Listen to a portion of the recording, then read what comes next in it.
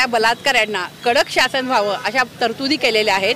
आज शिवसेनेचे पक्षप्रमुख, महाराष्ट्राचे कुटुंब प्रमुख, शिवसेनेचे माजी मुख्यमंत्री सन्माननीय उद्धवजी ठाकरे साहेब हे मुख्यमंत्री असताना त्यांनी विधानसभेमध्ये एकमताने शक्ती कायदा मंजूर केला।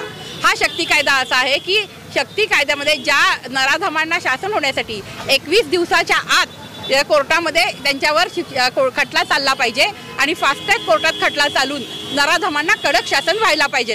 त्याचबरोबर शक्ती कायद्यामध्ये अनेक अशा तरतुदी आहेत की ज्याच्यावर महिलांवर अन्याय अत्याचार झाला, त्यासमोर विनयभंग झाला, विनयभंग जरी झाला तरी सुद्धा त्या महिलेचं कुठेही म्हणजे आपल्याला मीडियामध्ये वगैरे नाव घेता येणार नाही, ही तरतूद त्या शक्ती कायद्यामध्ये आहे। त्याचबरोबर बलात्कारित पीडित महिलेचं जसं आपण नाव घेत नाही त्याचप्रमाणे ॲसिड पे खाल्ला झाला तरी त्या महिलेचं किंवा त्या मुलीचं नाव कुठेही मीडियामध्ये किंवा आपल्याला वापरता येणार नाही, अशी तरतूद त्या कायद्यामध्ये आहे। यामध्ये जिथं सामूहिक बलात्कार होतील, सामूहिक अत्याचार महिलांवर झाले तर तिथे आरोपीला कडक जन्मठेप आणि मरेपर्यंत फाशी अशाही तरतुदी या शक्ती विधेयकामध्ये आहेत।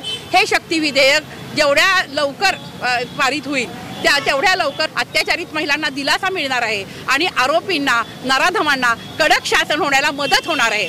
आणि त्यामुळे राष्ट्रपतींची सही या कायद्यावर होण्यासाठी इथं आम्ही सह्या करतोय। तुमच्या माझ्या सगळ्यांना, तमाम महिलांना, तमाम बंधूंना विनंती आहे की आपल्या अत्याचारित आपल्या महिलांच्या रक्षणासाठी, आपल्या महिलांच्या हक्कासाठी, आपल्या महिलांच्या संरक्षणासाठी तुमची एक सही खूप महत्त्वाची आहे। कारण तुमची एक सही ही राष्ट्रपतींची सही होण्यामध्ये मदत करणार आहे आणि राष्ट्रपतींनी लवकर या कायद्यात सही करून या कायद्याची अंमलबजावणी महाराष्ट्रामध्ये लगेच व्हावी, त्वरित व्हावी, यासाठी शिवसेना महिला उद्धव बाळासाहेब ठाकरे पक्षाच्या वतीने आज आम्ही सगळेजण मिळून इथं आंदोलन करत आहोत। आणि माझी संपूर्ण तमाम महाराष्ट्रातील जनतेला विनंती आहे की ह्या सह्यांची मोहीम ही आत्ता फक्त शुभारंभ इथं केला आहे, परंतु चौकामध्ये प्रत्येक गल्लीबोळामध्ये आम्ही ही सह्यांची मोहीम राबवणार आहे। कारण या सही, तुमची एक सही या सगळ्या महिलांना, अबलांना न्याय मिळवून देणार आहे, तुमची सही या अबलांचं रक्षण करणार आहे आणि तुमच्या एका सहीमुळे या कायदा आणि सुव्यवस्थेचं सुद्धा रक्षण होणार आहे। तरी माझी सगळ्यांना विनंती आहे की प्रत्येकाने येऊन इथे एक सही करून या सगळ्या महिलांच्या पाठीशी उभं राहावं।